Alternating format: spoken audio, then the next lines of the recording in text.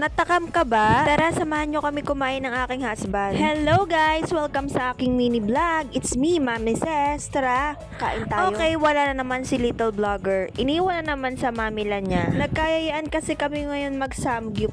At naisipan namin mag-samgyup dito sa Samgyup Saranghe. Dito lang din to sa may Balayan, Batangas. Kung galing ka sa Caloocan, sa may bandang kanan to.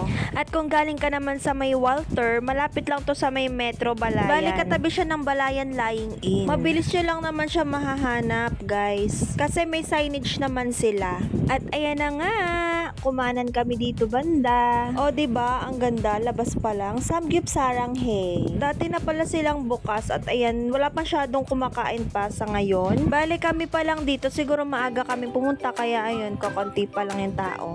Ayun na nga, kinuha nila yung order namin and then yung in-order namin is yung 499 which is only beef, pork, and chicken. Ayan po yung side dish nila, ayan.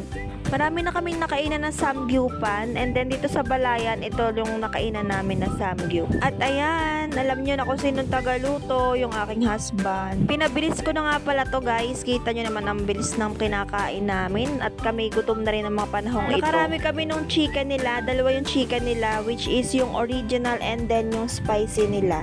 Hinahanap ko yung beef bulgogi, wala sila noon. Kaya beef spicy na lang yung ino-order namin. At ayan, nakakita nyo naman guys, si daddy talaga yung tagaluto. Tapos yung cheese nila okay lang din naman kaalatan, sakto lang. Ang favorite ko talaga sa mga samgyupan is beef bulgogi, wala naman sila noon. Tapos yung fish cake, ayun, favorite ko din guys. Syempre hindi mawawala yung kimchi. Ayan guys, tingnan nyo naman sa video, naglagay ang Mami Ses ng lettuce, yung beef, and then yung cheese nila. Kayo din ba yung ganito mag-samgyup?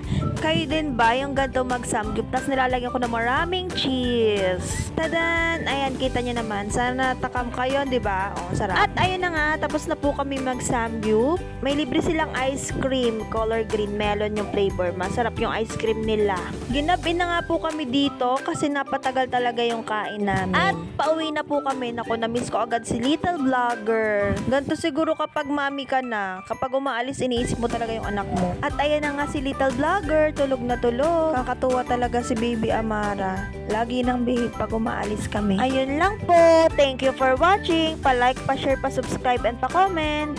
Bye!